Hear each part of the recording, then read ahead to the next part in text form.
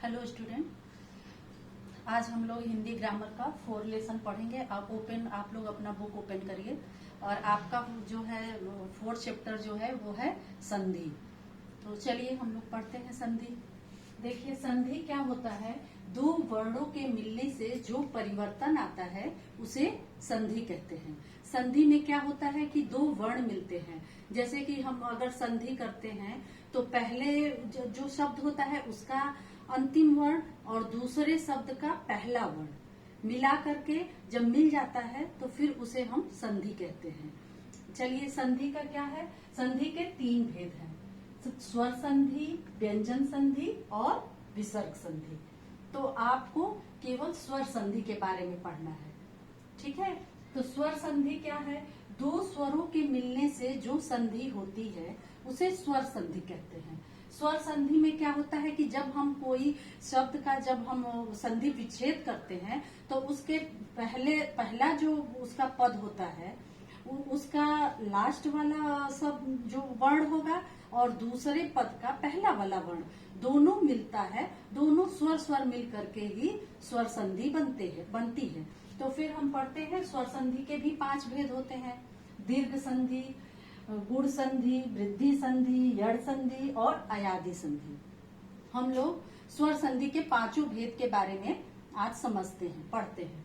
तो पहले पढ़ते हैं दीर्घ संधि। दीर्घ संधि का क्या है कि जब ह्रस्व और दीर्घ स्वरों का मेल होता है तब दोनों स्वर मिलकर दीर्घ हो जाते हैं, ठीक है। इसका मतलब है कि चाहे जब हम संधि विच्छेद करेंगे तो उस पद में चाहे पहले का लास्ट वाला ह्रस्व स्वर रहे या उधर वाला ह्रस्व रहे, दोनों मिलकर दीर्घ होगा, या पहले का जो लास्ट वर्ण होगा वो दीर्घ रहेगा और उधर शुरू वाले पद का पहला वर्ण ह्रस्व रहेगा तब भी दीर्घ होगा। मतलब दीर्घ संधि में जब संधि जुड़ेगी तो हमेशा दीर्घ ही होगा।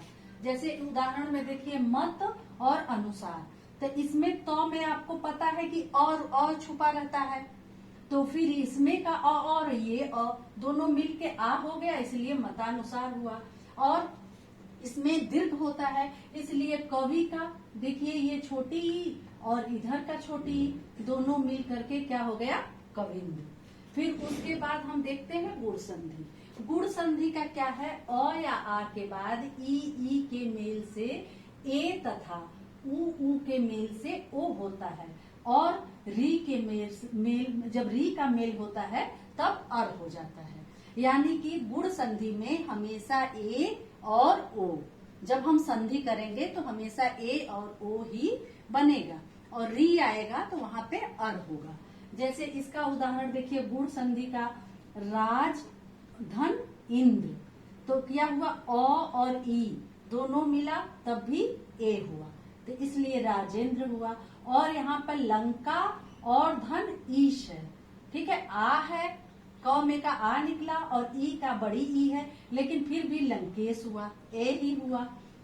और महाधन ऋषि, तो इसमें का आ और ये री मिल के अर हुआ, जो र यहाँ पे हम लगाए हैं, तो मेरा बन गया ये शब्द महर्षि, ये अर ऊपर चला गया, ठीक। फिर अब तीसरी संधि है वृद्धि संधि।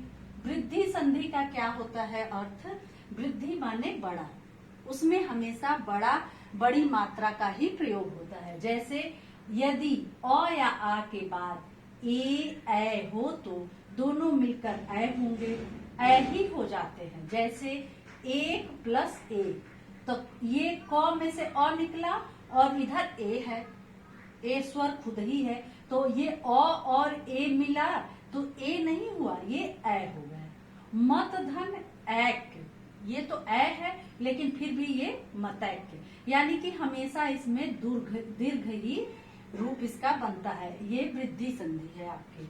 फिर उसके बाद चौथी संधि है यड़ संधि। यड़ संधि का क्या है, यदि ई के बाद इनमें से भिन्न स्वर आ जाए तो ई का य हो जाता है। जैसे इसमें हमेशा य ही रहेगा। और इसका एक और है वो आपको पहचानने के लिए कि य, व, र और ल, इन शब्दों के आगे हमेशा आधा वर्ण रहेगा। तब आप उसे पहचान लेंगे कि यह यण संधि है। अब यहाँ पे इसका उदाहरण हम लोग देख लेते हैं, जैसे कि यदि धन अपि, क्या हो गया, यद्यपि। ठीक है। अब चौथा हमारा संधि है, पांचवा संधि है अयादि संधि। अयादि संधि में क्या होता है, यदि ए ओ के बाद इनसे भिन्न कोई स्वर आ जाता है तो ए का ए का आय, ओ का औ तथा औ का आव हो जाता है। यानी कि इस संधि में हमारा जो संधि बनेगा तो उस शब्द में हमेशा ए, आय, औ, आव यही बनता है। जैसे आप उदाहरण देखिए, ने धन अन, तो ये ए और अ मिलके य बन गया, नयन। पौ धन अन, पावन। आव दिया है ना, औ का देखिए यहाँ आव, तो ये हो गया पौ, औ है और ये अ है, तो इसलिए दोनों मिलकर के पावन हुआ। फिर भौ अधन उक, तो क्या हो गया, भावुक। ये आव हुआ, भ का भाव और उ की मात्रा यहाँ लग गई, अब क हो गया तो ये भावुक बना। ठीक है, तो हम लोग स्वर संधि सब पढ़ लिए, लेकिन व्यंजन और विसर्ग के बारे में भी आप थोड़ा सा समझ लीजिए। व्यंजन संधि में क्या होता है कि व्यंजन संधि में कोई भी व्यंजन से ही बदलाव होता है। जैसे उसमें क्या है कि व्यंजन के बाद व्यंजन भी आ सकता है और स्वर भी आ सकता है, तो वहां पे व्यंजन संधि होता है। जैसे जगत धन ईस, जगदीश। उत धन ज्वल, उज्ज्वल। ये क्या होता है विसर्ग में कि यह अपने वर्ण का तीसरा वर्ण हो जाता, अपने वर्ग का तीसरा शब्द बन जाता है। जैसे उत का यहाँ पे आधा त है तो आधा ज बना, उज्ज्वल बना। जगत का अपने ही वर्ग का, जैसे क ख ग घ होता है, उसमें त वर्ग का जो है पांचवा वर्ण जो होता है द होता है, इसलिए यह जगदीश बना। फिर हमारी तीसरी संधि है विसर्ग संधि। विसर्ग संधि में क्या होता है कि इसमें हमेशा संधि की जगह विसर्ग जो होता है, विसर्ग ही परिवर्तन होता है, विसर्ग से परिवर्तन आता है। जैसे निह धन